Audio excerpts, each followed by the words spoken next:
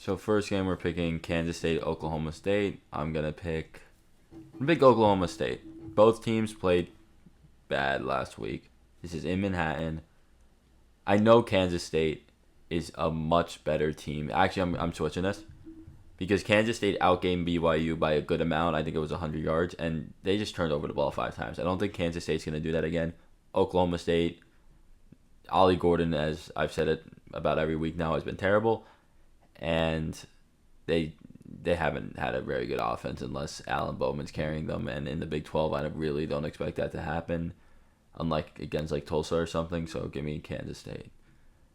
BYU at Baylor. BYU is super hot right now, but Baylor is favored in this game. Baylor was what a a non Hail Mary away from winning at Colorado.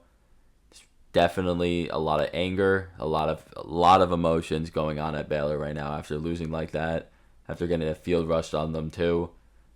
And I don't want to say I don't know if BYU is as good as their 4-0. Actually, no, I'll say it will because they just beat the shit out of Kansas State.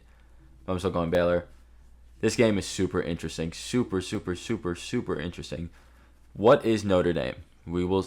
I mean, you could say we've already seen it, and we'd expect that we've already seen it, but it doesn't. It feels like a completely different season than the team we saw versus Texas A&M.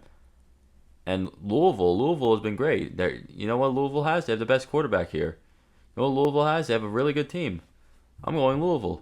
I know this is maybe stupid, but I'm picking Louisville in this one. Actually, yeah, I'll pick Louisville. Arkansas going to Texas, or no, this is not going to Texas. It's basically going to Texas A&M. It's a neutral site, but there's going to be a lot more Texas A&M fans there. Arkansas is just, they're playing. Arkansas is playing good this year, and that's why I am picking Arkansas. Taylor Green's good. They're playing very well. Their only loss was a loss where they put up 700 yards on Oklahoma State. Liberty App State. I'm going Liberty. App State this year is bad. They're not good. They had a comeback win versus ECU. Clemson really beat the shit out of them. I forgot what happened last week. They lost badly too. Unfortunately, this honestly may be the worst App State team we've seen since they've come up to FBS. This game now, I don't know when I'm gonna do it. I may do it tomorrow. I may just do it tomorrow to do a whole talk about UNLV situation. And I think there's too much bullshit going around UNLV right now for me to want to pick them, so I'm going Fresno. This game is like who's gonna be shittier. Oklahoma is turning to a new QB. Auburn has been abysmal this year. I'm going Oklahoma. I don't think any of these teams are that good. I think Auburn's just genuinely bad. This could be like a 4-win Auburn team. And I don't know I don't even know what the words to say. I don't really have words to describe this game. The one thing is that Auburn, turns over. There could be 100 turnovers in this game. I think Auburn has multiple games this year where they turned over the ball 5 times. They probably are. I assume, I don't have the numbers in front of me, they turn the ball over the most in college football. Oklahoma, they're not good. They're just not good.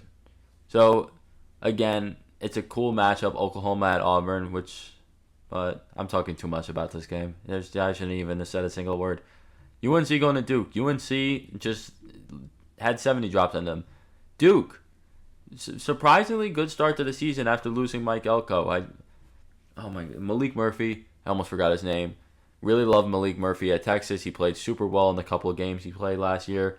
Starting 4-0, if they start at 5-0, kind of almost maybe not even just a flawless transition, they're better than last year, even though at their height they were definitely better last year. But after losing their starting QB, best QB they've had since Daniel Jones, and losing their head coach, quick turnaround for Duke. I'll do that game last for obvious reasons. Boise at Washington State. I would honestly No, I'd probably call this the third, maybe fourth best game in a week. Illinois Penn State's not here either. I'll just throw in Penn State. I'll just say I'm picking Penn State for that game. I forgot it. Boise at Washington State. Washington State has been great this year. I mean, great. But they too tend to fall off. John Mateer, I mean, former something. I forgot what he was. I think he may have been JUCO or FCS. He was lower level football. Came up. He has been great. One of the most underrated and one of the better quarterbacks in FBS. Boise State, maybe the best group of 5 team. I wouldn't call them that. I'd probably say it's UNLV. Actually, I wouldn't say it's UNLV anymore. Boise, this game would put them on top of the group of 5 race if they were to be able to win this. And I am going to pick Boise to win this. I still believe in Boise's talent. That offense is crazy. This game may go into the 70s. Nah, it won't. It'll go high, though. I think this game will end up being in the 50s, 40s. Really. Washington State has already played a game in the 50s last week. Boise has played a game that's gotten into like the 50s to 40s range already. No defense in this game, but it's going to be a lot of fun. And game of the week, by far. I meant game of the year. Again, by far. Alabama and Georgia. So, I'm very interested to see how this Alabama team, with how their offense is structured, play against a good defense. Wisconsin's defense is good, but like an elite defense. Because Alabama has they're going to go screen passes, short passes underneath, or they are going to bomb you deep. That has been Alabama's entire offense. They don't throw in the middle of the field. Jalen Milroe does not throw in the middle of the field. They can also run the shit out of the ball.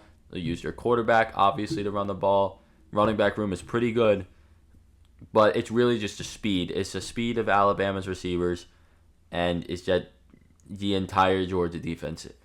And real concern of this year is, besides game number 1 versus Clemson, which, by the way, I don't even know what to think about this game anymore, because since then we have seen Georgia struggle versus Kentucky. They put up 1 touchdown. And then we've seen... I don't need to talk about Clemson. That's a whole different conversation.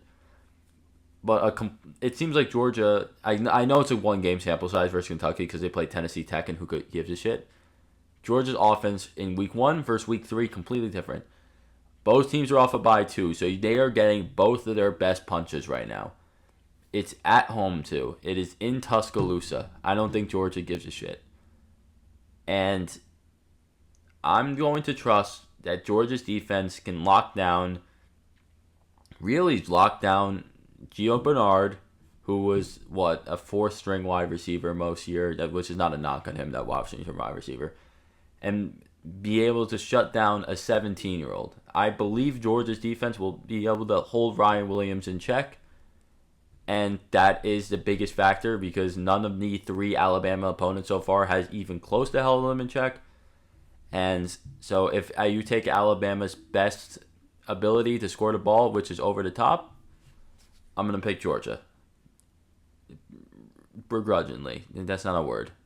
But cautiously, I guess. And there's no pick I would feel really confident in. So that's it for this week.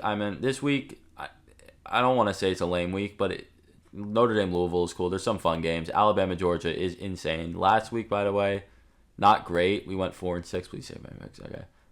Got to get back on track. 21-19 on the year is not great for me. Thanks, y'all, for watching. Discord's in the description. See you.